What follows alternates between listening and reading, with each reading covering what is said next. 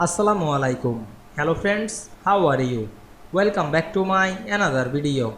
In this video, I am going to show you how to apply fly in entrance animation in PowerPoint. Let's get started. At first, you have to open your PowerPoint presentation. Now I am select the table. Then go to the animation menu. We can see here many animation. Now I am select the flying, and we can see we added the flying animation into table easily. You can make the animation one click, otherwise with previous or after previous. You can add the duration, increase the duration or decrease this.